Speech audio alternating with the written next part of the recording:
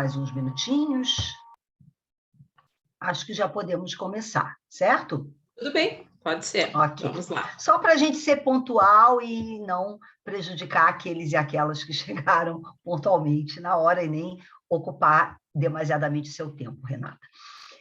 Então, primeiramente, boa noite a todos, todas e todes. Mais uma vez, a gente agradece muito a presença de todos vocês que vieram aqui essa noite compartilhar com a gente a fala da professora Renata Cabque Pinheiro, tá? Da Universidade Federal de Pelotas. Eu vou já passar para a leitura da apresentação da Renata, para que ela possa, então, partir para a sua fala. Professora de língua inglesa desde 1991, Renata Cabque Pinheiro é licenciada em inglês e respectiva literatura pela Universidade Católica de Pelotas, possuindo mestrado e doutorado em linguística aplicada, área de texto, discurso e relações sociais, pela Universidade Católica de Pelotas. Foi representante do Rio Grande do Sul na delegação brasileira que participou do terceiro programa de Ship for World Youth, promovido pelo governo do Japão, e em 2013 fez parte da equipe do projeto ETEC, Idiomas Sem Fronteiras, do Instituto Federal Sul-Rio-Grandense. Atualmente é professora adjunta de língua inglesa, linguística aplicada e ensino de língua inglesa na Universidade Federal de Pelotas, tendo sido coordenadora do curso de licenciatura em letras português e inglês da mesma universidade. Além disso, isso é um acréscimo meu, Renata realiza seu estágio pós-doutoral no momento aqui no PPGI da UFSC, em parceria comigo, na área de análise crítica do discurso literário, que é justamente o tema sobre o qual ela vai falar para nós nessa noite. Então, agradeço muitíssimo a disponibilidade, a generosidade da Renata em vir aqui conversar sobre metodologias discursivas críticas para olhar para textos literários, que é a área de expertise dela. Então, muito obrigada, Renata, e eu passo, então, a palavra para você. Obrigada, Débora. Eu é que agradeço, né, o convite para participar desse colóquio. E hoje, deixa eu colocar minha apresentação aqui para vocês já irem acompanhando. Como a Débora disse, vou falar sobre a análise crítica do discurso em textos literários. Vamos ver se vai entrar. E os textos literários, já começo, né, falando um pouquinho sobre isso, eles não são uma opção muito frequente, né, para trabalhos de análise crítica do discurso. Eu acho que até pela veia, né, militante que a análise crítica do discurso tem, e pelo fato dela tratar, né, com temas de importância social, os assuntos mais atuais, mais em pauta, costumam ser mais, acho que atraentes, né, para quem vai fazer um trabalho, vai realizar algum estudo. Mas não dá para negar, né, que existem pessoas, assim como eu, né, que se interessam por livros, né, pelo texto literário e querem trabalhar com isso. Então tá, tudo bem, eu escolhi, eu tenho um livro que eu quero analisar, mas e aí? Como é que eu vou fazer para analisar um texto literário? Se acontece como aconteceu comigo, né? Quando eu fui fazer o meu mestrado, eu fui procurar artigos que fizessem uma análise crítica do discurso de um texto literário, e não haviam muitos, agora já haviam bem mais, mas a maior parte deles traz os resultados de um estudo. Às vezes falam um pouco sobre a metodologia, mas não o suficiente para quem se interessa e nunca fez, né, ter uma ideia de por onde começar, né, o que vai fazer, como vai fazer. Então, essa minha fala hoje ela é até um pouquinho mais prática, mais, né, nesse sentido do que propriamente teórica, né, o que é uma análise crítica de do discurso em um texto literário, tá bem? Então, a primeira pergunta, né, e até voltando àquilo que eu estava dizendo, de que hoje em dia trabalhar com textos atuais, né, que tem uma relevância social, como reportagens, discursos políticos, coisas que estão nas redes sociais, até propagandas, né, é uma coisa que é mais frequente. né? Então, por que analisar textos literários, né? A questão da multimodalidade que a Viviane falou na semana passada, né? Hoje em dia está tão em voga, muita coisa hoje em dia é multimodal, né? Eu tenho um texto, eu tenho uma imagem, eu tenho, né? Se eu estou no computador, eu tenho um vídeo de repente, né? E o livro, ele não tem imagens, ele não tem hiperlinks, né? Ele é como eu botei ali no slide, ele é um visual só de letrinhas. Então, muitas vezes, ele sequer é atraente nesse aspecto, né? Nós somos uma cultura extremamente visual e imagética, né? E o livro tem só aquela coisa, né? Claro que às vezes tem uma ilustração, né? Mas a maioria, né, dos, por exemplo, que é a área que eu trabalho, romances de ficção, não tem imagens. São só letras mesmo, né? E um último aspecto, né, que muitas vezes faz com que as pessoas fiquem desencorajadas de trabalhar com textos literários é a quantidade, né, o volume de material, né, que vai ser trabalhado. Então, basicamente, né, as pessoas que costumam trabalhar com textos literários, isso é uma opinião minha, né, é meu achômetro, não tem um dado científico sobre isso, mas eu acredito que fazem uma análise de texto literário, em primeiro lugar, por paixão, né, porque gostam de trabalhar com livros, ou porque têm paixão por um determinado livro, ou por um autor, né, então vão movidas por aquele prazer pessoal de trabalhar com o livro e de ver, né, que discursos que podem ser encontrados ali dentro. Mas existem, é claro, razões, boas razões, para se trabalhar com textos literários também. A primeira delas é o alcance dos discursos que estão nos livros. Se eu pensar em termos de best-sellers, eu tenho milhões de pessoas em diferentes países que vão estar em contato com aqueles discursos.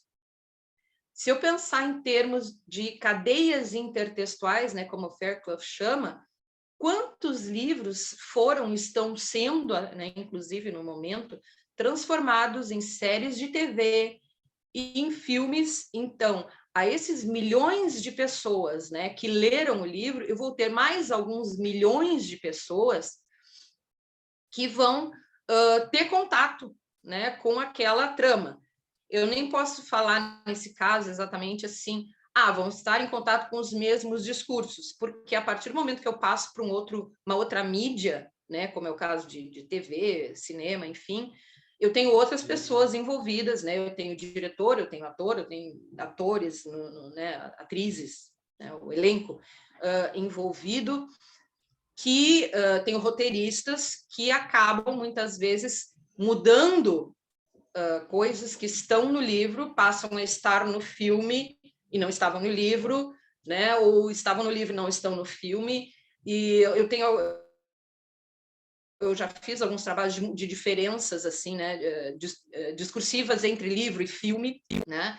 Então, mas se a gente considerar, né, grosso modo, que está no livro, está no filme, eu tenho, né, um alcance ainda maior dos discursos ali presentes. Outra questão que é importante, que também às vezes serve de motivo de crítica, né, a análise de textos literários, é a questão que a Viviane falou, né, de texto e contexto. Porque eu tenho um texto, né, que é o livro, que é complicado, eu coloquei ali, né, porque ele foi escrito numa determinada época. Muitas vezes a trama se refere a uma outra época ainda, e ele vai ser lido não sei quanto tempo depois. Então, eu tenho dentro daquele texto discursos que vão atravessar décadas, vão atravessar séculos, né? E que vão, então, estar em contextos diferentes, né? Ao terem contato, né, com quem está lendo. Outra coisa também é que o público, né, pensando no contexto de produção de uma obra literária. Bom, quem escreve, né, escreve pensando num determinado público, por exemplo, um público adulto. Né? Eu sempre cito muito como exemplo desse público que vai além do esperado, um livro que foi né, um grande sucesso de vendas algum tempinho atrás, né, que foi os 50 Tons de Cinza. 50 Tons de Cinza ele foi escrito para um público provável, né, adulto feminino. Só que eu vi com os meus olhos, né, meninas de 14, 15 anos lendo 50 Tons de Cinza, um público completamente diferente do esperado, né, provavelmente pela autora. E com repercussões daqueles discursos todos, né, circulantes ali dentro, chegando a uma faixa etária muito mais nova do que aquela para a qual ele foi produzido. Então, como eu disse, essa questão de texto e contexto, né, da obra literária, ela é um pouco complicada, e eu vou falar sobre isso mais adiante, ela tem que ser levada em consideração na hora que eu faço a minha análise. E, por fim, e essa é a questão central, eu acho, eu tenho discurso de outras épocas, e aí eu falo tanto da época de produção do livro, quanto da época da trama, que, pela leitura, né, eles vão sendo repetidos ao longo dos tempos até hoje. Com isso, esses discursos eles podem ser tanto contestados, né, se quem está lendo faz uma leitura mais crítica, quanto eles podem ser, como eu coloquei ali, aplaudidos e repetidos. Ah, olha só, exatamente assim que eu penso. E ali está um discurso que já devia ter ido por espaço há milênios atrás, né? Ou já foi, inclusive, de repente, sei lá, né? E está ali, segue sendo repetido. Então, a análise crítica de textos literários, na medida em que ela traz esses discursos presentes à luz, ele é bastante importante. E eu sempre acho, né, que a gente deveria estar sempre de olho em textos literários, nos livros que estão saindo, naqueles que fazem muito sucesso, né, porque é muita gente lendo sobre alguma coisa e um discurso que vai passando, né, de uma pessoa para a outra. E uma coisa interessante em relação a textos literários é que eu tenho vários tipos de livros, né? Eu tenho tanto autobiografias quanto biografias, eu tenho textos que são de ficção mais realista, eu tenho textos de ficção científica, eu tenho textos de fantasia, mas, tirando, né, essa parte da biografia, autobiografia, a ficção ela é extremamente importante, porque, como a Crane Francis falou já lá em 1990, é um gênero literário extremamente popular. Né? As pessoas gostam de ler ficção, quase todo mundo gosta de ler ficção, e ela é um local onde é possível se fazer uma descrição, como ela fala, né, uma descrição alegórica de injustiças sociais, deslocadas, né, no tempo e ou lugar da sociedade. Eu botei do leitor, desculpem, foi que eu copiei a citação dela, né, de quem lê, mas ainda claramente reconhecíveis como uma crítica àquela sociedade. Então, isso faz com que a pessoa, de repente, se reconheça, não se auto-reconheça, mas reconheça pontos em comum com a sua sociedade, se veja forçada a pensar sobre aquilo, né? Então, né, voltando, né, encerrando essa questão do porquê analisar textos literários, é importante, né? Eu tenho essa opinião e vou defendê-la sempre. Bom, então, quando eu começo a trabalhar com análise de textos literários, eu caio numa questão que é a da língua versus literatura, no sentido de que eu escrevo, né, o meu trabalho sobre um texto literário e mando meu artigo para uma revista.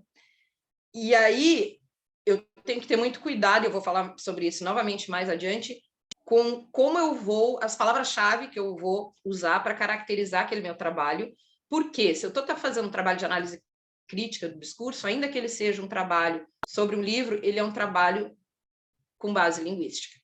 Então, se eu coloco ali literatura como uma das palavras-chave, o texto vai parar com as pessoas da literatura para avaliação, muitas vezes.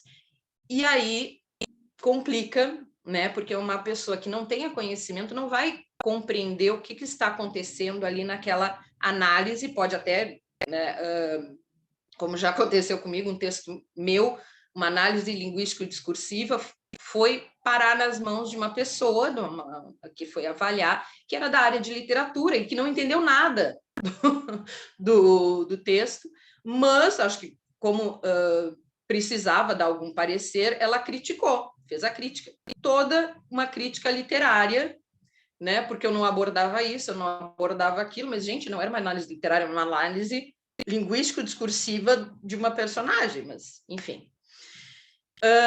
E o discurso em obras literárias, até eu coloquei discursos, é também uma questão a se pensar, porque eu não vou conseguir dar conta de todos os discursos que existem em uma obra literária, principalmente se eu considerar, né, uma definição como a do Foucault, em que discurso é um conjunto de regras que define o que pode se dizer sobre o conceito de um momento... eu estou com a coisa aqui tapando. Mas, enfim, tudo que se pode dizer a respeito de alguma coisa em um momento histórico específico, eu não tenho como dar conta de todos os discursos em um livro. E foi por isso, provavelmente, que o Van Dijk falou que uma análise discursiva completa de um grande corpus de texto ou de fala está totalmente fora de questão. Imaginem, gente, 1.100 páginas, né, do Senhor dos Anéis, ou as 910 páginas, né, das Brumas de Avalon, com que eu trabalhei, né, na minha mestrado e no meu doutorado. Não tem como fazer análise de tudo, né? Eu tenho, então, que ter uma maneira de encarar esse livro com que eu quero trabalhar. Então, se eu quero trabalhar com tudo, todo o texto, realmente, né, que é um grande volume, hoje em dia existem ferramentas computacionais que até podem dar conta disso, né? Não é a maneira com que eu costumo trabalhar, né? Eu acho que é muita coisa em termos discursivos para dar conta, né? Mas, desconsiderando isso, né, o que eu faço se eu não tenho o programa para dar conta, né, de analisar todo aquele material, né, todo o texto do livro? Ou se eu tenho, mas meu computador não é bom, daqui a pouco eu vou começar a trabalhar e o computador vai começar a travar porque, né, é muita coisa, muito texto, muita informação. Então, como que eu faço? Como é que eu posso tornar isso mais simples e ainda assim trabalhar com o meu texto literário? Que metodologia que eu vou utilizar? Primeira coisa, não há uma única metodologia. Tá? É possível, inclusive, a pessoa criar a sua própria. Eu montei a minha maneira de trabalhar, que eu vou mostrar para vocês. Se vocês pegarem outras pessoas que trabalham com isso, vocês vão ver que cada uma trabalha de uma forma diferente. Essa maneira com que eu trabalho é uma maneira relativamente simples, mas que não dá conta, já aviso, de analisar tudo sobre todos os discursos de um livro, porque ela se baseia no foco em um item. Tá? Eu posso focar em um tópico da obra. Então, por exemplo, eu tenho uma obra onde eu quero trabalhar com, sei lá, como é que a ecologia, né, a natureza é vista naquele livro. É possível. Eu quero ver como é que a questão de raça é trabalhada naquele livro. Tá bem? Né? Ou eu posso trabalhar com uma personagem, que é como eu faço. Então, a questão toda é que eu tenho que focar em uma coisa. Eu não posso querer dar conta de tudo, porque não vai dar. E dependendo do caso, né, precisa dos 4 anos, tipo, como eu fiz, né, num doutorado, para dar conta de realmente ver tudo a respeito, né, ou quase tudo, porque tudo é impossível, né, quase tudo, bastante coisa sobre uma personagem. Então, eu tenho que escolher a minha personagem, ou feminina, masculina, enfim, eu vou tratar a personagem como A, independente, né, de ser masculina ou feminina. Então, tenho a minha personagem, vou realizar uma análise linguística discursiva dessa personagem, esse é o meu objetivo, realizar uma análise linguística discursiva da personagem tal, na obra tal. Tá bem, aí eu vou analisar tudo sobre a personagem, tudo, cada coisa que falam sobre ela no livro. Imagine se ela é a protagonista, quantidade de material que eu vou ter. Então, também, eu preciso ter uma maneira de focar, de, né, ter um fio condutor que vai guiar essa minha pesquisa. Então, quando eu estava buscando uma maneira de fazer isso, né, lá trabalhando com a Elwin, do Senhor dos Anéis, ou foi depois? Não, acho que foi depois. Foi com a Elwyn, ela tinha um trecho bem mais restrito do livro, não era tanto, então deu para trabalhar sem precisar desse conceito. Mas quando eu trabalhei com as Brunas de Avalon, que eu trabalhei com as duas bruxas, né, a Viviane e a Morgana, era muito material. Então, eu tive contato, né, com esse conceito do Jäger de fragmento de discurso, que é definido por ele como texto ou parte de um texto que lida com um certo tema, sendo que em um texto podem estar contidos vários fragmentos de discurso, os quais aparecem entrelaçados. Então, eu vou pegar este tema dentro, né, ou em relação àquela personagem. E claro que, ao escolher esse tema, se eu estou trabalhando com análise crítica do discurso, eu vou escolher um tema que tem uma relevância social para trazer esse tema à baila, né, trazer à luz, e desvelando os discursos, desculpem, promover, se possível, né, uma mudança social. Bom, eu gosto muito de trabalhar com a protagonista. Nada impede, eu já tive bolsistas, né, minhas de pesquisa, que trabalharam com personagens secundários, fizeram trabalhos muito bons, apresentaram em eventos aqui na universidade, né? Eu gosto de trabalhar com a protagonista por causa da identificação de quem lê. Tem estudos científicos, não vou citar né, aqui quais, mas se vocês quiserem podem entrar em contato que eu passo para vocês, que falam sobre isso, a identificação de quem lê com o ou a protagonista da história.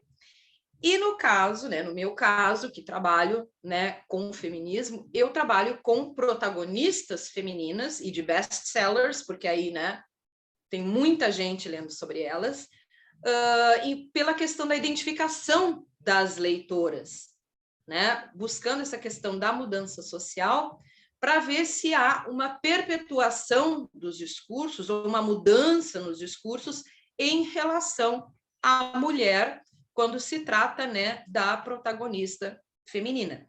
Então, eu tenho a minha protagonista feminina, quais são os temas, né, dos fragmentos de discurso que eu vou selecionar lá do meu texto? Eu posso trabalhar, por exemplo, com a representação física. Eu vou mostrar um exemplo de alguns trabalhos que eu fiz aqui para vocês, que é uma coisa impressionante. Os discursos seguem os mesmos há, sei lá desde quando, e olha, está custando a mudar. Pode ser a representação comportamental, essa já está mudando, né? A representação da mulher, ao invés de ser aquela heroína frágil, indefesa, mesmo sendo protagonista, né? Ela era protagonista, mas estava sempre esperando o príncipe encantado para salvá-la, né? Já está mudando, isso aí a gente, né, dependendo do livro, a gente já vê uma certa mudança. Eu posso trabalhar com o poder, eu seleciono todos os trechos que tratam do poder que é dado àquela personagem, que poder ela tem, não precisa ser um poder mágico, um poder sobrenatural, não, o poder dela tomar decisões, o poder dela poder fazer alguma coisa por si só. E papel, muitas vezes eu trabalho esses dois combinados, né, o poder que é dado a ela, que ela tem, né, ou poderia ter, e o papel que é esperado dela, o papel que ela desempenha e o papel que é esperado dela, tá? Então, são 3 temas diferentes, ou 4 até, que eu posso utilizar como, né, o meu fio condutor para a seleção, né, do material para o meu estudo. Então, aqui só para mostrar para vocês aquilo que eu falei da representação física, teve um trabalho que eu fiz, né, usando a Bella, do Twilight, né, do Crepúsculo, a Ana, dos 50 Tons de Cinza, e a Katniss, do Jogos Vorazes, né, do Hunger Games. Olhem ali, gente, tudo é bonita, linda, magra, né? A Katniss é interessante porque ela parece bonita e ela diz, mas não pareço nada comigo mesma. Eu não estou bonita, eu estou linda. Então, é aquilo que eu falei, né? Alguma coisa a gente já vê de mudança, né? Nesse discurso, né? De a protagonista tem que ser linda, né? Divina e maravilhosa. Bom, prosseguindo então, peguei meu livro, tenho lá minha personagem, escolhi o meu tema. O que eu costumo fazer? Eu seleciono um trecho onde aquele tema aparece. E trecho eu falo assim, um pedação de texto. Por quê? Porque ali eu vou ter uma espécie de contexto, de onde que saiu aquele pedacinho lá, aquela frase, aquela oração que eu vou analisar. Porque senão depois a gente se perde, é muita coisa, muito material. Então eu seleciono um trecho grande, eu chamo trecho. Depois, dentro daquele trecho, eu vou pegar, então, o fragmento de discurso, e às vezes tem mais de um, né, que são pedaços menores, geralmente uma frase, uma ou duas, né, de uma ou duas orações e tal. E aí, a partir desse fragmento de discurso, é que eu faço a minha análise discursiva a partir dos itens léxico-gramaticais. Então, um exemplinho prático aqui, né, da minha tese. Um dos trechos que eu separei em relação a Morgana, vejam que eu numerei, né, M47, então vejam, no mínimo 47 eu tinha, mas tinha bem mais que isso, M porque era da Morgana, e tinha os V, que era da Viviane, né, e é bem grande, tá? Então ele dá a cena toda, onde aquilo estava acontecendo, quem estava falando aquilo, né, para depois eu poder analisar com calma. Aí, o que eu fui analisar realmente? E vejam que aí eu, então, sigo com a numeração para saber de onde saiu, né? Mas divido em A, B, C, em quantos forem necessários, que vão ser, então, os que eu vou analisar. Muito bem. E aí, o que eu vou analisar? Vou só interpretar? Não, gente, não esqueçam. A análise crítica do discurso trabalha com a materialidade linguística. Eu tenho que ver quais são os itens e partir, então, para essa análise. Então, aqui, o que eu analisei lá na tese, né? Eu tinha uma lista de coisas que eu analisava. Então, nos meus fragmentos de discurso, eu analisei a modalidade, né? Os processos verbais que estavam presentes ali, se a voz era ativa, se a voz era passiva, a modulação, né? Então tem aquele should ali, tá? Analisei também as escolhas lexicais, tá? Então tinha essa questão aqui, né, do taint, né, do manchar da mulher, do pecado. Então essa coisa toda que tinha a ver dentro do contexto da obra, etc, etc. Mas isso para mostrar para vocês, né? Aqui é a parte, então, que chega na análise. Muito bem. Eu agora, né, dentre outros livros, estou trabalhando com este aqui, que chama Where the Crawdads Sing. Em português, ele foi traduzido como a um lugar muito distante, um lugar muito longe daqui, algo assim, que é o significado dessa expressão Where the Crawdads Sing. E a protagonista é a Kaia. É um livro que ele não ficou muito famoso aqui no Brasil, tá? Mas nos Estados Unidos, para vocês terem uma ideia, ele esteve como número 1 na lista dos best-sellers do The New York Times por 32 semanas, entre 2019 e 2020, né? Não consecutivas, né? Mas enfim. Ele esteve por 124 semanas, gente, na lista de best-sellers até janeiro de 2021, em diferentes posições, né? E, claro, contadas as 32. Ele vendeu mais cópias impressas em 2019 do que qualquer outro título de ficção ou não nos Estados Unidos. E até fevereiro de 2021, ele tinha vendido 10 milhões de cópias no mundo inteiro. Então, 10 milhões de pessoas, no mínimo, né, se supõe que tenham lido esse livro. E aí, quando eu chego, então, né, nessa questão do que eu vou analisar, eu separei meus trechos, separei meus fragmentos de discurso e tal, e me dei conta que, para eu analisar em termos de modalidade, meus fragmentos de discurso basicamente eram todos vocativos ou processos relacionais, né? Ela foi, ela, né, deveria ser, ela está. Então, assim, ó, não tinha muito o que fazer, ia ficar uma análise extremamente pobre se eu fosse trabalhar só com a modalidade. Então, eu comecei a pensar, porque eu achei que tinha muita coisa ali naquele livro. E aqui tem alguns trechos, né, para vocês olharem, claro, muita linguagem regional, né, porque se passa na Carolina do Sul e tal.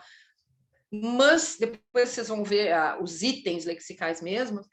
Estava muito rico. E eu disse, que ferramenta que eu vou utilizar para essa minha análise agora? Porque simplesmente, né, o que eu vinha trabalhando, as categorias da linguística sistêmico-funcional, não ia dar uma análise boa.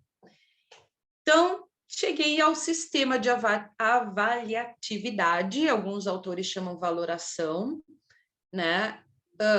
Ele que é um sistema que está ligado à gramática sistêmica funcional, mas que trabalha com as relações interpessoais, que é muito o que acontece nessa obra, em que, vou dar spoiler, né, a protagonista, ela é desprezada, ela é discriminada, ela é maltratada e sofre um tipo de discriminação, perseguição praticamente, né? Porque ela mora na parte, digamos assim, na parte pobre da cidade, lá no pântano, tá? No banhado, sei lá. Então, vejam que aqui são os itens lexicais que foram utilizados pelos personagens para se referirem a ela ou que usaram para chamar ela de. Então, olhem só, tem coisas como swamp trash, white trash, trash, né? Wild, crazy, dirty, filthy, né? Todas essas expressões extremamente, né, agressivas, né? The girl who couldn't spell dog, strange and feral barefoot girl. Então, são todas coisas, né, que vão indicar, e aí não vou, né, contar tudo que eu estou falando, que vai ser esse meu trabalho vai ser lançado futuramente, né? Não vou dar spoiler do trabalho, né? Mas são todas coisas que são muito agressivas, que comparam ela a animais, simplesmente pelo lugar onde ela mora, né? E que indicam, como o próprio nome dessa categoria dentro do sistema de avaliatividade diz, uma atitude de quem fala em relação a ela. E a gente pode pensar, isso aí, né, uma ampliação já da análise, que são coisas que muitas vezes, né, são ditas sobre a mulher, né? Ela é louca porque ela não se comporta, e tem uma parte do livro que é quase, uma frase, né, no livro que é quase isso, né? Ela é louca porque ela não faz as coisas que ela deveria fazer. Ela faz tudo diferente. Então, por exemplo, o faz tudo diferente, uma das coisas é que ela mora sozinha no pântano. Ela não tem um homem para cuidar dela, tá? Então, essa parte, né, a avaliação, a avaliatividade, com toda essa avaliação que os outros personagens fazem dela, né, foi o que me despertou, foi o que me levou a lembrar dessa ferramenta analítica que é o sistema de avaliatividade. Então, isso tudo, gente, para mostrar que quando eu vou trabalhar com um texto literário, é muito complicado eu fazer esse processo inverso. Eu vou analisar isto e isto e isto dentro do texto literário. Porque a gente não sabe, às vezes, o que vai aparecer, né? Tudo bem, se eu já sei o livro decor, eu posso até já ver de cara que aquilo ali vai dar certo ou não, né? Mas outras vezes eu tenho que olhar o texto com cuidado, ver o que está, né, sobressaindo, para então ver a minha ferramenta de análise mais adequada. Não é assim, então eu vou só pegar o que é facilzinho. Não é uma questão de ser facilzinho, não significa que seja fácil. É o que vai me proporcionar fazer uma análise adequada daquele texto.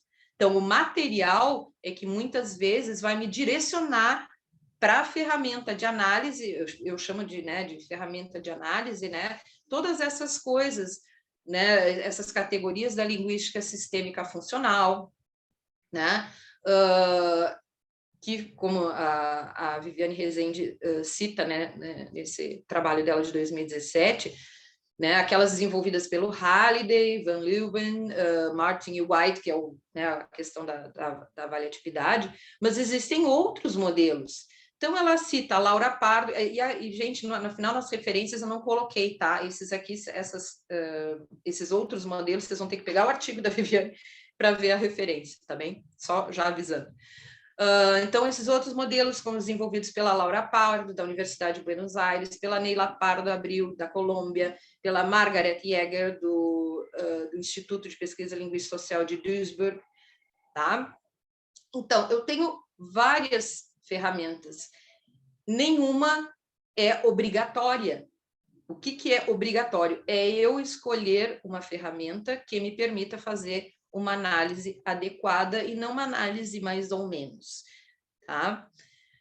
Bom, isso tudo que eu estou dizendo, gente, é em relação à materialidade linguística, né? Aquela parte bem microanálise ali do texto. Porque a gente não pode esquecer que, na análise crítica do discurso, eu não fico só no nível do micro, só ali, né, desmanchando a oração, a frase, né, o parágrafo, sei lá.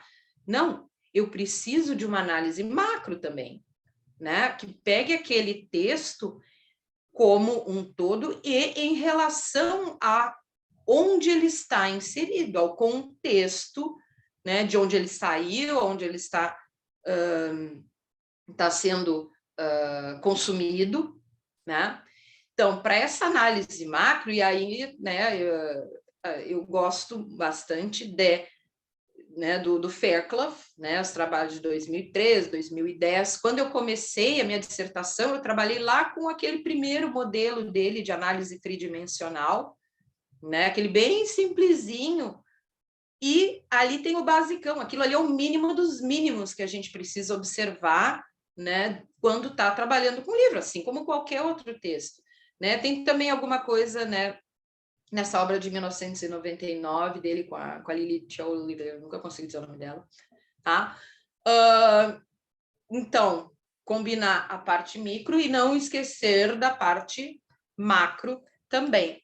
Na semana passada, a Viviane, né, até mostrou esse esquema aqui, né, que é o tridimensional do Fairclough já repaginado, né? Então eu tenho o texto, então a parte, né, da descrição com a análise do texto em si, que é essa parte micro que eu falei, onde eu vou escolher a ferramenta, onde eu vou, né, depois interpretar, mas que eu vou utilizar as ferramentas, né, mas olhem que tem, eu não sei se aparece o cursor aqui, eu estou passando o cursor, mas, enfim, vocês têm ali no topo, né, processos de produção da obra, né, também eu tenho que levar em consideração, que entra naquela parte ali, né, também da prática sociocultural, né, esse esquema, né, ele é tridimensional e inter, né, uma se liga com a outra, tá? Então, eu vou considerar de onde esse texto saiu, né, como é que ele foi, provavelmente, que a gente nunca sabe, né, a não ser que o autor tenha dado, né, um depoimento, olha, eu fiz o texto para tal, né, mas provável público consumidor, né? Eu tenho que ver as práticas discursivas também, né? Que discursos que estão presentes ali. O Fairclough falava, né, lá no primeiro modelo dele, intertextualidade, né, interdiscursividade, né? E aqui já começa, né, o meu processo de interpretação desse texto. E uma parte, assim, né, que é fundamental, que é essa questão da prática sociocultural, que é esse contexto onde também tem a ver, né, com o contexto onde o texto foi produzido, onde ele está sendo recebido, mas também com todas as práticas socioculturais da obra em si, né, do que está acontecendo na trama da obra, quais são as práticas socioculturais que aparecem ali, tá? Então, aí eu tenho a parte da análise social e uma explicação daquilo que está acontecendo.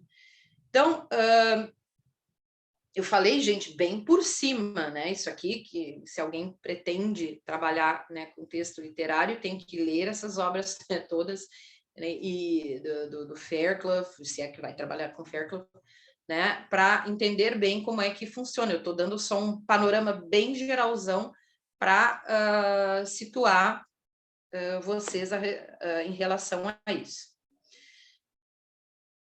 Voltando à questão do texto e contexto, que era o que eu estava, né, falando agora, essa última parte, né? Então, a citação do Fairclough em relação a ver a linguagem como prática social, que ela sempre é, né, socialmente, historicamente situada. Ela é um modo de ação socialmente, historicamente situado. Então, um discurso que tinha uma repercussão anos atrás, ou não tinha repercussão anos atrás, agora tem. Tá? E eu cito como exemplo uma pendenga que andava há um tempo atrás, de se suprimirem os livros do Monteiro Lobato das escolas pela questão racial, pela forma com que a questão racial aparecia, né, nas histórias. Então, um texto que era considerado um clássico, que qualquer criança da minha geração, todo mundo leu, né, Monteiro Lobato, de fio a pavio, né, do início ao fim, hoje em dia já é visto com outros olhos. Então, sempre lembrar que os textos são historicamente situados em termos de produção. Então, lá quando as obras do Monteiro Lobato foram escritas, era um contexto, ainda que ele não seja o mesmo e que o que está ali na obra não seja considerado aceitável hoje em dia, ele pode ser analisado e levando isso em consideração, né? Então, produção, consumo da obra e a questão da trama, né? No meu caso, eu trabalhei com 2 livros em que o contexto da trama era medieval, então era outra expectativa em relação à mulher, e eu tinha que levar isso em consideração na hora da análise, e se quem leu, né, a minha dissertação, minha tese, está lá, olha, nesse contexto era, né, o que se esperava da mulher, mas a repercussão discursiva hoje é essa.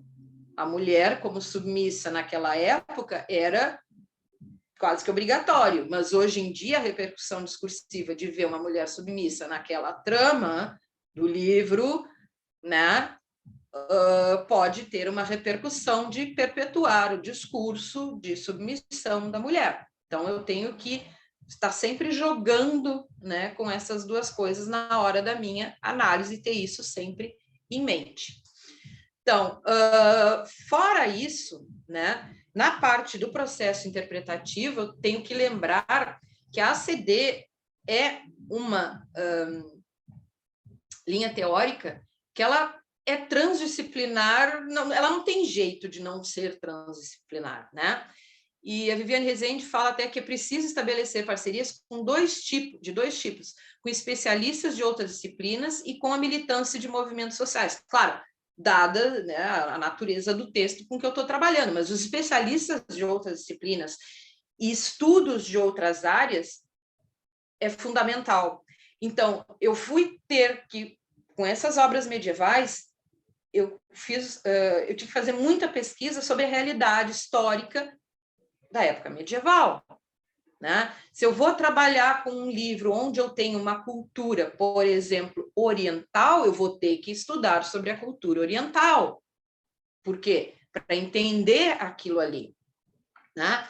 Fora isso, gente, dependendo, né? No meu caso, eu trabalho com protagonistas femininas, eu preciso da crítica literária feminista, então eu vou me valer dos estudos que já estão prontos da crítica literária feminista para me dar subsídios para minha análise.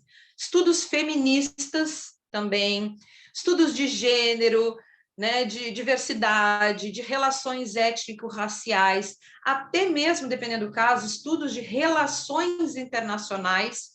Ontem eu estava ouvindo um podcast de um colega meu, onde participou um colega meu aqui da Universidade Federal, em que ele e um outro pessoal falavam sobre o livro Dune, misturei português com inglês, do Frank Herbert, e eles estavam falando dessa questão de relações internacionais, que a pessoa, quando lia, ficava, né, pensando nessa questão e tal.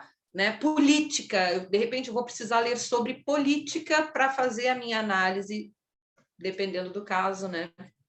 De uma obra literária. Então, né? Voltando, eu tenho plena liberdade dentro da CD, em outras áreas já essa transdisciplinariedade, em outras linhas teóricas, essa transdisciplinaridade com outras áreas não é bem vista, mas na ACD ela é super bem vista, né? Vem que te quero, porque funciona muito bem. Para encerrar, já que estamos, né, chegando daqui a pouco ao final, eu quero dar tempo de vocês fazerem perguntas, alguns tricky points, algumas coisas, né, que são, às vezes a gente precisa ter um pouco de cuidado no sentido, assim, ó, de não se surpreender, tá? Não cuidado no sentido de me policiar na hora de fazer a minha análise, não, isso aí não. Que é, por exemplo, estou trabalhando com texto literário, eu coloquei ali ponto de vista literário. Eu já contei para vocês que um trabalho meu foi, acho que por falta de pareceristas, porque hoje em dia, né, muitas publicações, muitas revistas estão com dificuldade, sério, para conseguir pareceristas para analisar os trabalhos que são submetidos. Então, um trabalho meu, não me lembro se estava lá, porque agora eu já aprendi, já não coloco mais, né? Não me lembro se estava literatura nas palavras-chave, mas enfim, tinha o título do livro, caiu na mão, né, de alguém da literatura, que não é uma pessoa que trabalha com linguística. Então, para dar um parecer, essa pessoa, como eu disse, ela se baseou em questões literárias. Então, era um texto em que tinha... Era um texto sobre violência contra a mulher, e analisava, então, a Bela, porque, né, a Bela lá no Crepúsculo apanha, é mordida, enfim. A Katniss, que também sofre bastante, né, fisicamente, e eu não me lembro quem era a outra, mas não me importa. E a crítica que foi feita foi que eu não desenvolvia a questão dos vampiros. Falava pouco sobre os vampiros na análise, né? Outra coisa é que, de repente, né, se a pessoa não é da área, né, da linguística, e depois eu comento em relação à análise do discurso, se a pessoa é apaixonada pelo personagem ou pela personagem, né, e eu falo alguma coisa contra, já fica com outro olhar para aquele trabalho. E aí, não em relação ao trabalho, mas em relação a uma palestra que eu dei, em que eu cometi a heresia de falar que o Harry Potter não teria ido tão longe se a Hermione não tivesse ajudado. Né? Eu vi gente se levantar e sair da palestra, tá? Porque ficou indignada que eu falei mal do Harry Potter. Né? Mas não falei mal dele, eu só falei bem da personagem feminina. Então, o ponto de vista literário, às vezes, né, gera algumas críticas que não são necessariamente a respeito da análise linguística discursiva que a gente está fazendo. Tá? Segunda coisa, nosso trabalho é um trabalho interpretativo. Eu, né, desvendo dos discursos, eu analiso, eu explico, tal, né, mas é uma interpretação que eu faço, né? Mas, ainda que eu faça essa interpretação, eu não posso ignorar quem lê. O leitor ou a leitora, né, o leitor está aí e vai ler aquela obra e vai enxergar aquele discurso, vai se aliar àquele discurso ou vai ser contra ele, vai achar aquilo um horror, e é o que é. Né? Então, eu sempre vou ter esses dois lados, né? Que eu tenho que saber que pode acontecer. E o último ponto que eu bato muito para as minhas orientandas, né, de pesquisa, que eu tenho que cuidar para não fazer uma análise meramente interpretativa. Eu muitas vezes fico decepcionada de pegar trabalhos publicados como sendo análise crítica do discurso, e eu fico procurando onde é que está a parte linguística, porque é só a interpretação do discurso, mas a materialidade linguística, que mostra que aquele discurso realmente está ali, não aparece. E não é só uma questão de redação, de como o artigo foi redigido, tá? É realmente, sim, fica muito interpretativo. Tem tal discurso na obra, fulano está dizendo tal coisa, eu digo, sim, mas está dizendo por onde, quando, qual foi a palavra, que estrutura que usou para aquilo. Tá? Então, eu trago essa citação, né, de Ramalho e Rezende, que é fundamental, que ninguém pode, tá, esquecer, que é com o aprofundamento da questão social, elas chamam, né, ADC, mas é ACD também, é importante salientar a necessidade de nos mantermos atentos aos dados linguísticos que devem necessariamente sustentar a análise do ponto de vista das práticas sociais. É aquela coisa, não adianta dizer que existe discriminação, não adianta dizer que existe preconceito, se eu não mostrar por A mais B, pela estrutura, pela escolha lexical, que aquilo está lá. Sobretudo, é preciso cuidar para não se separar as análises linguística e social. Afinal, o objetivo é mapear conexões entre o linguístico e o social em uma análise verdadeiramente integrada. Aqui as referências, como eu disse, que depois, né, eu posso, inclusive, passar esses slides, né, para o pessoal do PPGI, se quiserem, tá? Para vocês terem acesso a essa bibliografia, se não, fica aqui no final da apresentação mesmo. E muito obrigada. Era isto, gente.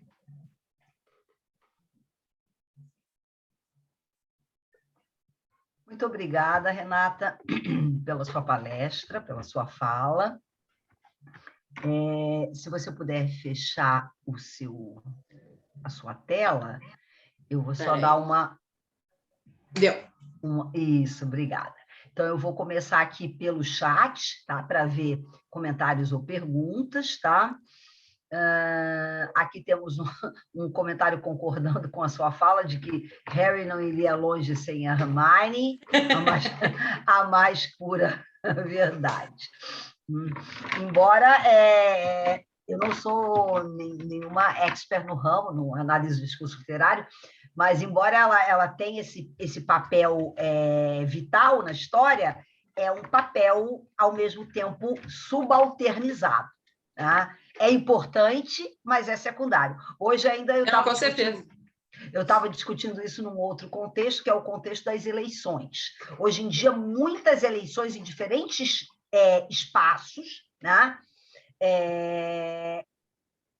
são formadas por chapas que contêm uma mulher, porque agora está ficando ruim, em certos espaços, lançar candidaturas que não contenham uma mulher.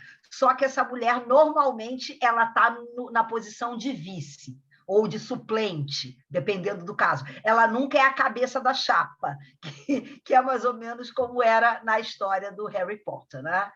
Ainda que escrita por uma mulher. Então, isso lança mais questionamentos para a gente. Se uma escritora mulher desenvolveu uma saga na qual o personagem principal era um bruxo, e não uma bruxa, né? Poderia ter sido uma bruxa. Enfim. Um outro comentário aqui da Larissa Torres, excelente palestra, estou finalizando a graduação em letras e meu TCC é uma análise literária. Mas com essa palavra vi que eu poderia estar trabalhando com a análise do discurso do livro. Muito interessante. E aqui um outro comentário que a J.K. Rowling, além dessa coisa machista que a gente viu aqui, também tem sido acusada, foi acusada de transfóbica, né? Tem toda essa discussão. Tá? E aqui há uma pergunta da Maura Bernardon, Renata. Oi, podemos utilizar o termo técnicas de análise ou esse termo não se enquadra nesse contexto? Pergunto porque não costumo encontrá-lo, né, técnicas de análise, nos procedimentos metodológicos de análise linguística, e fui cobrada por um avaliador por não utilizar.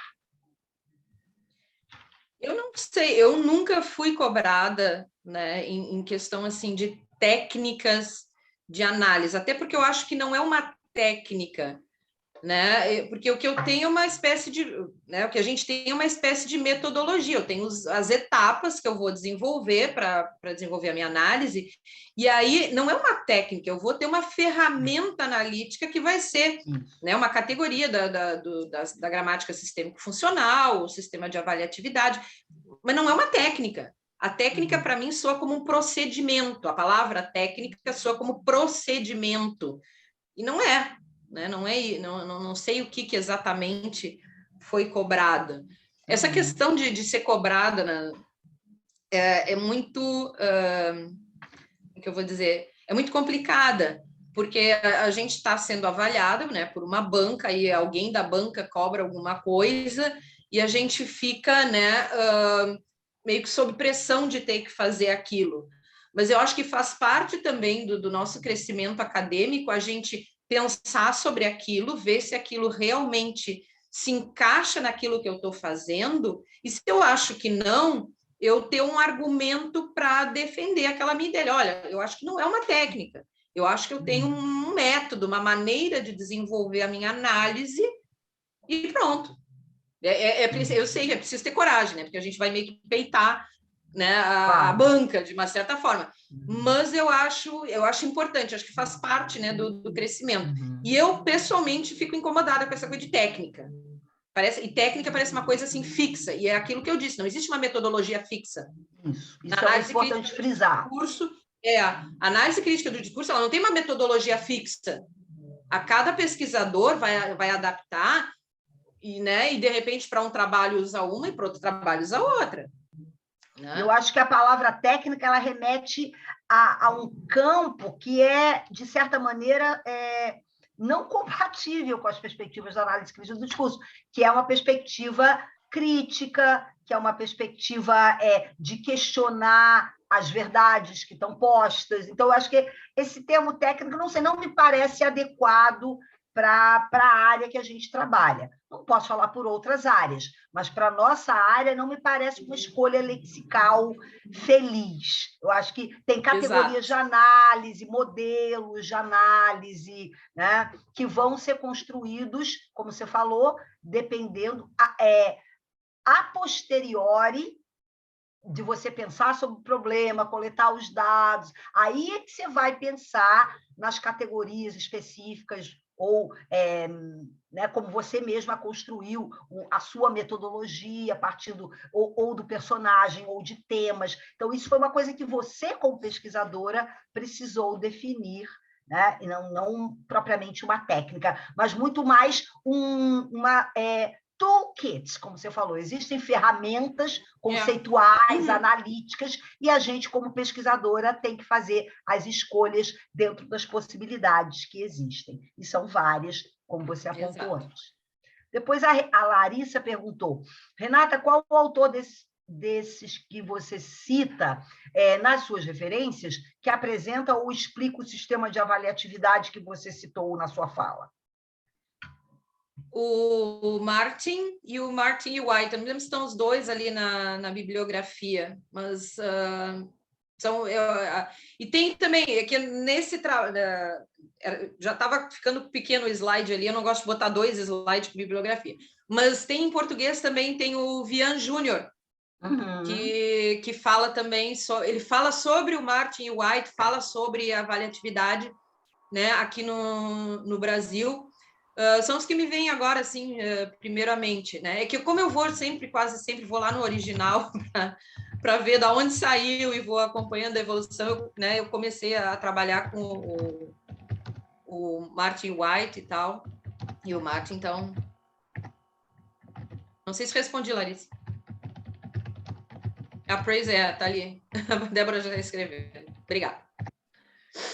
E Orlando Vianjur, que é um colega nosso, ele está na Unifesp no momento, eu acho, né, Renata? Que trabalha há muitos anos com o sistema de avaliatividade. Então, ele tem vários artigos, materiais publicados, que esses em português. Também deve ter em inglês, claro, mas deve ter bastante material em português para quem tiver mais dificuldade, talvez, em ler o texto do Martin and White. No número, eu e a professora Carmen Rosa organizamos um número especial da revista Linguagem e Discurso, que já é antigo, mas ainda é um número de referência, foi publicado em 2004 na revista Linguagem e Discurso, e nesse número especial eu traduzi um artigo sobre avaliatividade, que na época, inclusive, a gente chamou de valoração, porque não havia ainda um acordo entre os pesquisadores brasileiros sobre que termo usar.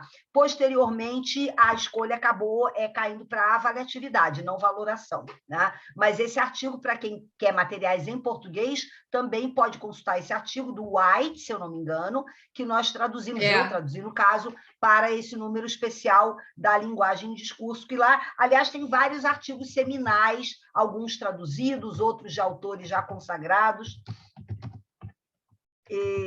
É o número especial de 2004, tá?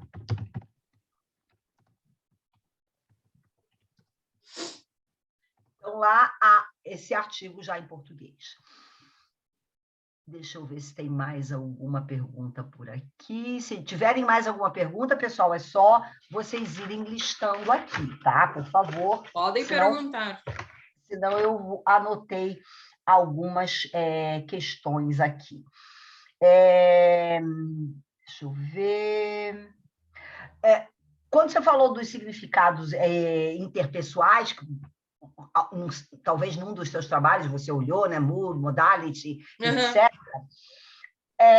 As relações eram entre os personagens representados ou era a relação, sei lá, da autora, do autor, sei lá, com o seu público leitor? Fiquei curiosa quanto a isso. Porque uma das escolhas poderia ser a personagem. Então, poderia ser relações interpessoais entre os personagens representados ou relações com o público?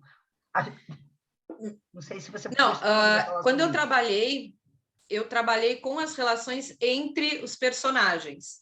Era sempre, né, o que o personagem... Por exemplo, a questão da representação. Como é que um personagem falava sobre aquela outra personagem, protagonista. Né? Não era protagonista, mas, enfim, faz de conta que era. Então, como é que ele falava sobre ela? O que ele dizia sobre ela? Né? Ela é linda, ela não é assim... Né? Então, era sempre a relação entre os personagens representados. Tá? E também como eu estava trabalhando com a materialidade, né, linguística, ali, eu estava trabalhando com o texto literário, fica difícil de avaliar a relação interpessoal do autor, né? Então, eu prefiro... No máximo, a gente teria, talvez, não sei, aquilo que sai, por exemplo, na orelha do livro, na contracapa, poderia ser uma espécie de... que tem comentários ali que talvez se remetam mais ao leitor. Mas dentro do livro, realmente, eu fiquei pensando que só faria sentido se fosse na relação entre os personagens. Até assim, tanto na dissertação quanto na tese, como eu te disse, eu pego aquela coisa bem do macro mesmo. Eu até fiz alguma coisa nesse sentido. Por exemplo, eu peguei o Tolkien, toda uma questão que o Tolkien tinha, que a figura feminina era idealizada, que estava num pedestal, não sei o quê. Como é que isso poderia se refletir na personagem? Entrou na minha análise. Depois, nas Brumas de Avalon, a questão que a Marion Zimmer Bradley, na época, estava envolvida com as religiões da deusa, com o paganismo, não sei o quê. Isso entrou também na análise. Né? Mas uma relação do produtor textual com a criação dos seus personagens. Exatamente. Mas é tudo assim, aí é uma coisa meio, como eu digo, de segunda mão. Eu vou pegar o que se tem sobre o autor para fazer essa análise. Eu não estou trabalhando com o texto em si. Então, aí eu já sempre fico com muito cuidado, eu já vou pisando em ovos. Aí, né, sempre uma coisa que eu não me sinto confortável. Eu sei que tem que fazer, mas não fico tão confortável quanto pegar o texto em si e fazer personagem. Mas é interessante para o pessoal que está assistindo, né, Renata, compreender essas nuances e essas complexidades que a pesquisadora ou pesquisador vai se confrontar quando estiver fazendo a sua análise. São muitas camadas de significado, muitos tipos de relação, e a gente tem que fazer esses recortes. E como, claro, a nossa linha como diz a Isabel Magalhães, citando Fairclough, né, que é uma análise textualmente orientada, a gente precisa da materialidade do texto. Então, a gente se sente menos confortável, como você falou, talvez em estar saindo dessa materialidade. Embora, ao mesmo tempo, a conjuntura maior é importante. Então, você precisa dizer que aquela autora estava vivendo determinado momento na vida dela, uma fase na produção dela, que ela focava tais e tais coisas, mas é uma área bastante complexa e que tem que ser tomadas essas decisões metodológicas ao longo do caminho, né, Renata? Não, como eu te disse, ela é uma parte essencial, eu não posso deixar de fora, só porque eu não me sinto confortável, vou ter que fazer, né? Isso. Mas, né, por outro lado, não posso deixar de fazer, porque senão a minha análise não vai estar completa. Eu vou estar deixando, como eu disse, vou estar deixando uma parte do contexto da obra de fora. E, ao mesmo tempo, você precisa amarrar com a materialidade da análise linguística. Exato. Então, essa é uma consideração importante nessa área de análise, nessa vertente de análise do discurso que a gente trabalha, que é a análise crítica, que a gente extrapola para os campos que estão até fora da superfície do texto, além, digamos, da superfície do texto, mas a gente sempre está amarrando com as evidências que estão ali na materialidade discursiva, textual mesmo, né? Outra coisa que eu achei interessante é a questão da representação física das personagens femininas, né? Porque, lendo textos antigos, por exemplo, da Sarah Mills, escrito lá nos anos 90, textos que ela deve ter feito a pesquisa nos anos 80, ela já apontava a mesma coisa, que havia uma diferença, analisando textos literários, ela já apontava que as mulheres eram descritas diferentemente dos homens nos textos que ela analisou. O tipo de característica física que era apontada, tipo de seleção lexical que era feita para até tipo de metáforas que as mulheres eram usadas para desempenhar. Por exemplo, a metáfora da morte, ela cita os textos operáticos, por exemplo, em que a heroína feminina normalmente morre tragicamente no final, que isso tinha uma função metafórica ali, né? Então, e você vê isso numa análise de, sei lá, 40 anos atrás, quase. E agora, na sua análise, na segunda década já do terceiro milênio, está mostrando que não há tanta diferença assim. Ou há? O que você pode falar sobre isso, Renata? Tem alguma diferença, mas não é muito grande, assim, não é uma coisa significativa. A gente já nota alguma coisa. Saiu, acho que foi ano passado, eu estou em 2021, não, acho que é 2019, saiu um estudo numa universidade da Dinamarca, em que eles fizeram aí um estudo com corpos, né? Botaram não sei quantos milhões de livros, né, para dentro do computador para analisar os adjetivos referentes a homens e mulheres. É um estudo muito interessante que foi desenvolvido pelo pessoal da ciência da computação, não foi nem pelo pessoal da linguística, de letras, não, foi um pessoal da ciência da computação que fez esse estudo. Acho que tinha alguém de letras na equipe, mas a base do estudo foi nessa área. E foram livros publicados até, sei lá, até os anos 2000, da primeira década dos anos 2000, 2010, por aí. E segue a mesma coisa. O principal adjetivo para a mulher é bonita, é não sei o que, é carinhosa. Sabe aqueles tradicionais utilizados para a mulher e feminilidade? Segue sendo. Então, é uma coisa muito complicada. Muito complicada. Claro que a gente sabe que tem livros muito bons, né, onde a personagem não é linda, né, tem muita coisa sendo produzida, mas, e aí sempre tem o mas, não são best-sellers. Aí é que tá, o alcance da obra que não tem a personagem, né, protagonista, a personagem feminina principal, ainda que não seja protagonista, seja namorada do protagonista, segue um padrão, dificilmente sai fora, né? É raro ter como eu disse, como a Katniss, em que ela não é dada como bonita. E é um livro que foi produzido para um público young readers, né? Era que aí migrou, é isso que eu falo, né? Do público, a gente nunca sabe qual vai ser. Migrou para o público adulto, né? O público adulto comprou a trama, né?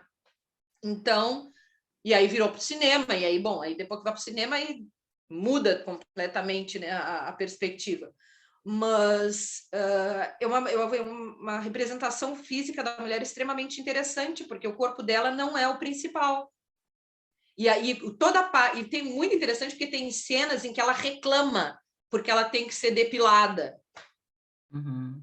Né? Sabe, assim, essas coisas que fazem parte do, né? Ela dá contra, ela não quer.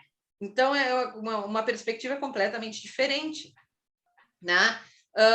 Um outro livro que eu estou trabalhando na minha pesquisa agora do pós-doutorado, que eu até comentei contigo, que foi sucesso aqui no Brasil no período da pandemia, que chama A Garota do Lago, também a personagem, olha, eu custei a achar a descrição física dela no livro.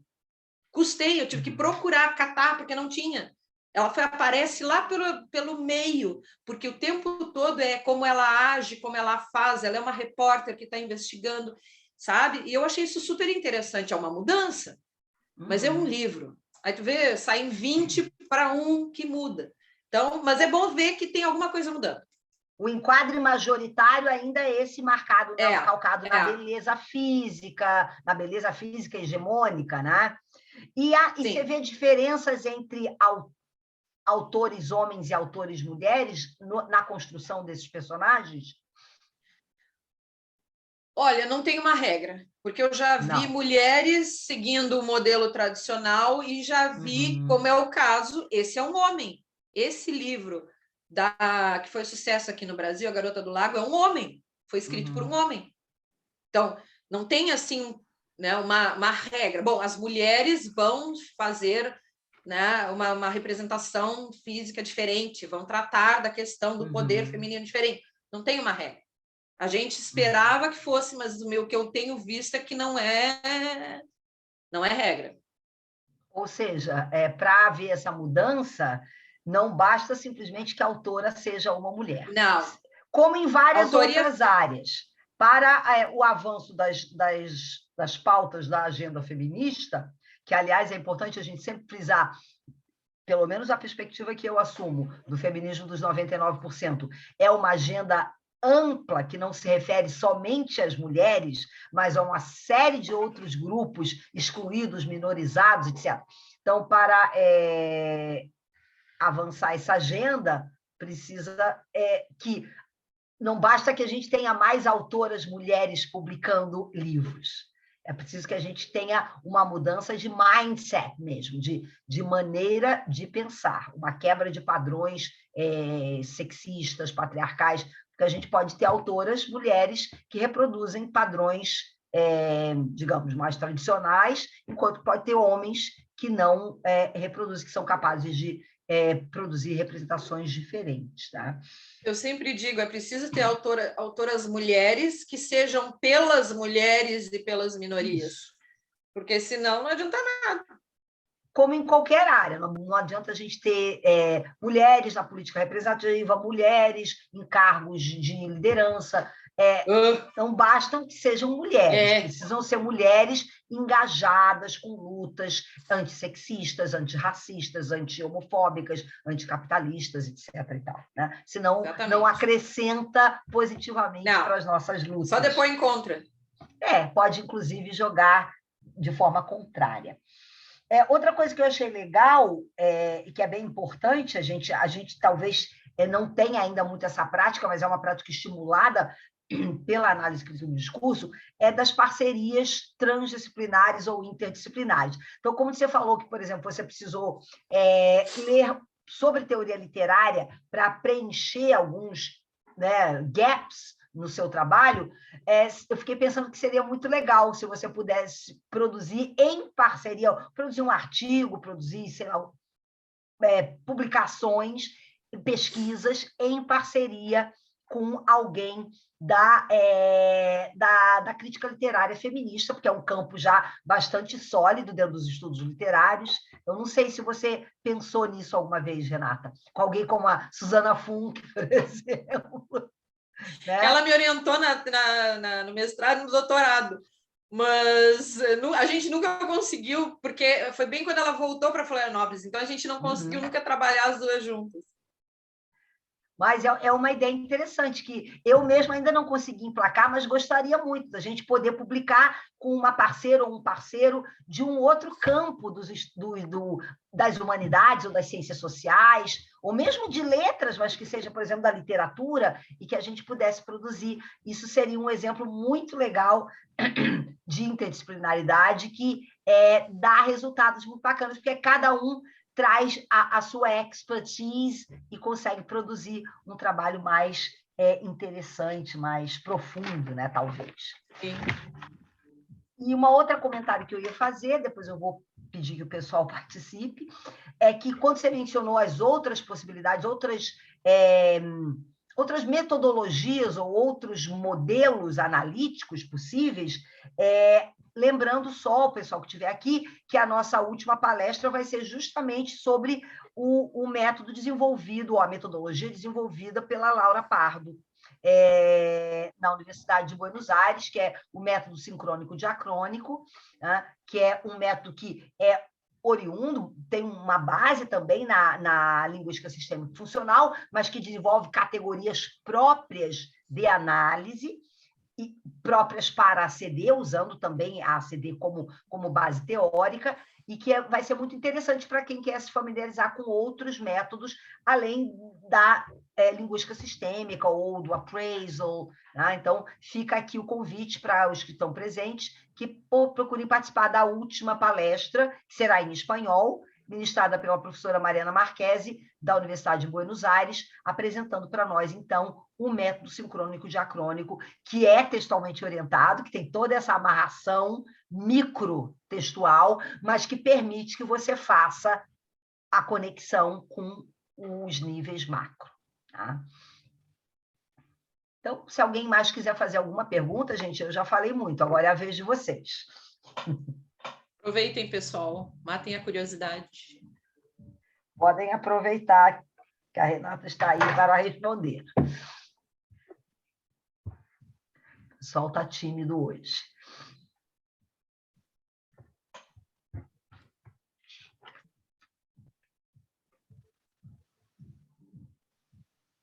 Eu acho que é porque, como eu disse, né, geralmente quem gosta, quem vai trabalhar, vai fazer análise crítica, é quem gosta do livro, né? Quem vai fazer trabalhar com o livro é porque gosta do livro, né? E tem que ter fôlego, como eu digo também, né? Para fazer.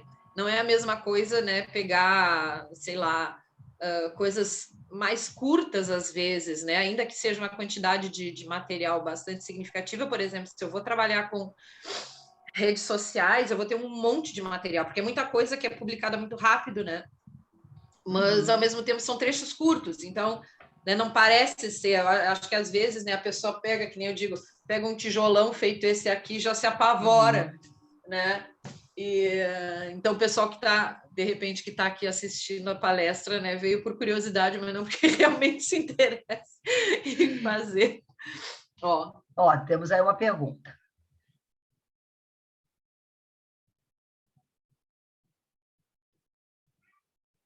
Eu perdi o final da... Você tem exemplos do uso da ciência de dados na análise de materiais ou de material? Que ele se interessou por essa, ele ou ela, acho que é ele, integração da linguística com a computação, quando você citou aquele estudo lá acho que da Dinamarca, se eu não me engano, né? Tá, tem esse estudo, mas tem assim, ó, tem uma coisa bem prática, que depois que eu comecei a falar do Harry Potter, eu me lembrei. Tem um artigo do Goatley, Goatly, de 2004, em que ele faz uma análise, não de todos, porque saíram livros do Harry Potter depois, mas dos que tinham saído até então, ele faz uma análise crítica utilizando uma ferramenta computacional. Então, ele analisa vários tipos de discursos diferentes. Por exemplo, que falam sobre animais? E aí ele passa, então, o livro lá pelo programa de computador, tudo que falam sobre os animais, tarará, e aí ele analisa que os animais são subjugados, são isso, são aquilo, tarará. Eu tinha uma voz aí. Alguém alguém deixou abriu o o áudio microfone. ligado. E aí na hora depois que eu falei, eu me lembrei que ele pega e ele analisa todos os verbos que são utilizados pelas personagens femininas. Então é muito interessante, porque as personagens femininas gritam, choram, se apavoram, é muito... E isso tudo é o tipo de dado que só realmente trabalhando com uma ferramenta, senão é muito cansativo, do catar manualmente todo, não dá. Então, esse tipo de trabalho, só com uma ferramenta computadora. E esse é um exemplo prático, é um artigo todo muito interessante que tem, de 2004 dele. Olha, eu não tenho certeza, mas periga ter sido publicado na Ilha do Desterro, tenho uma vaga lembrança. Renata, se você puder deixar o nome dele por extenso aqui no chat, Peraí, deixa aí eu o entrar pessoal aqui pode no procurar. Deixa eu botar aqui. Se você escrever certo, porque às vezes digitando... É um artigo sobre o Harry Potter. Agora eu não vou me lembrar o nome do artigo. Goatley. Ok. Goatley. E aqui o comentário dessa mesma pessoa, do Souza Rômulo, muito interessante isso, porque o computador consegue analisar um volume grande de dados e auxilia muito nas pesquisas da linguística. Então, de fato, para quem quer trabalhar, por exemplo, com uma obra longa, como, sei lá, O Senhor dos Anéis, ou uma trilogias, né, facilitaria bastante a vida da pesquisadora trabalhar com alguma ferramenta computacional, ou mais de uma, inclusive, ferramenta Sim. computacional que permitisse, talvez, olhar até em mais de uma obra da mesma autora ou do mesmo autor, enquanto que a análise uma manual... tendência. Sim, é uma tendência. Só que aí também é aquilo, né? Eu tenho que me lembrar que eu vou ter que analisar aquilo depois. Então, também não adianta trabalhar com volume muito grande de material se eu não vou dar conta de analisar depois. E também tem que ver o nível, digamos assim, de profundidade de análise que eu vou fazer. Né? Se eu vou fazer uma análise superficial, tudo bem. Agora, se eu vou fazer uma análise aprofundada, ver realmente todo, né, que discurso que está circulando, qual é a repercussão. Eu sempre digo, não adianta só dizer, tem esse discurso presente aqui na obra. Tá bem, mas e qual é a consequência disso? Né? Eu brigo muito Ou por com minhas que esse orientandas. discurso está aí, né? Por que esse discurso está aqui e que repercussão que ele vai ter no mundo atual? Né? Então, é mais por aí. Já digo, eu jamais vou usar ferramenta, porque primeiro que eu vou ter que aprender a usar as ferramentas computacionais. Eu sou analógica, eu digo sempre, eu sou analógica, gente. Então, e eu gosto de ver o texto mesmo, né? De ver da onde saiu aquela coisa que eu faço, assim, né? De pegar o trecho e ver, bom, então essa frase que eu estou analisando está aqui, está nessa cena, nessa situação. E eu acho que o computador tira um pouco isso. Né? Mas eu também sou analógica, Renata, e também pessoalmente não uso as ferramentas. Porém, eu vejo um potencial muito grande das ferramentas, que é o seguinte: sim. A ferramenta pode te ajudar a fazer as seleções. Porque, claro, às vezes, você pode ter um corpus maior e a ferramenta te mostra, por exemplo, colocações mais frequentes, combinações, temas que talvez numa leitura manual você não consiga identificar. Aí, uma vez identificado pela ferramenta, não quer dizer que você vai usar todos os exemplos. Aí você vai fazer oscilações, porque o uso da ferramenta é importante apontar aqui, que para nós da análise crítica do discurso, o uso da ferramenta não exclui a necessidade da análise manual. Ele é apenas uma etapa dessa análise. Então, eu tenho visto resultados interessantes no sentido de que eu apliquei a ferramenta e ela me mostrou algumas coisas. A partir dali, eu tive que fazer as seleções e tive que fazer as análises micro. Aí, quer dizer, eu não olhei aquele volume todo, eu fiz seleções menores e trabalhei, então, Então, acho que nesse sentido, para quem não claro, é analógico como nós, né, Renata, que tem mais familiaridade, de fato, as ferramentas permitem que você veja coisas que talvez só com o teu olho humano você não conseguisse identificar. Eu mesma fico pensando assim, eu poderia pegar um corpus de textos jurídicos com os que eu trabalho, gigantesco, e já ver algumas tendências, coisas que ocorrem mais, mas eu sou analógica, então tenho a mesma dificuldade que você. Mas para quem é jovem e tem a capacidade cognitiva e a disposição, eu recomendo bastante. Tem várias disponíveis, inclusive. Mais alguma coisa, gente? Mais alguém? Bem na hora, começou o discurso na rua lá. Que começou, é aí na sua rua. Então, deve ser em frente à prefeitura aqui. Mas então deu certo, Renato. Deu certinho, foi cronometrado. Deu certinho, deu na mosca. Certinho.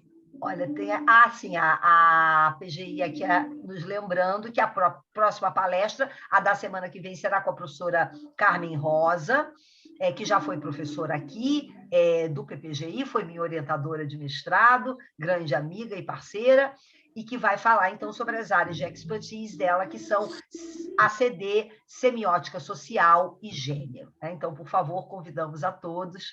Recomendo.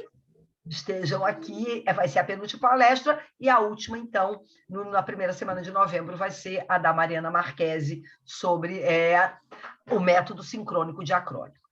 Então, pessoal, eu queria primeiramente agradecer mais uma vez a Renata pela sua disponibilidade de vir aqui falar sobre esse tema que, como ela mostrou, e não é uma das seleções mais comuns, usuais no campo da análise crítica do discurso, mas que tem muita relevância e tem muito material que pode ser analisado. Tá?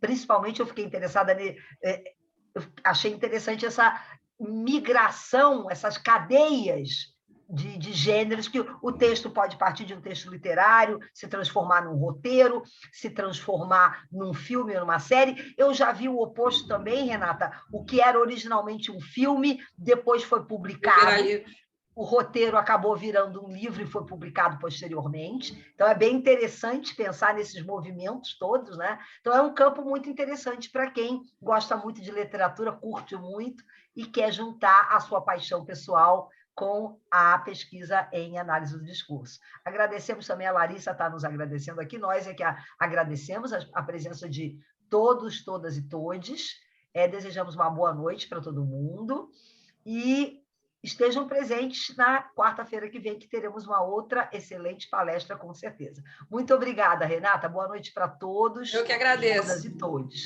Um beijo para vocês, aí, pessoal. Renata, você se prontificou a deixar os seus slides. Você deixaria os seus slides disponíveis para o pessoal, né? Sim. Porque, quer que eu mande para você? Isso, você pode me mandar, que eu passo para a secretaria do PPGI, e aí ele é anexado num link ao vídeo, quando o vídeo estiver disponível. Que aí quem quiser ter acesso à sua bibliografia já sabe que pode encontrar junto ao vídeo. Ok, pessoal? Muito obrigada e boa noite para todos e todas. E todos. Beijos. Tchau.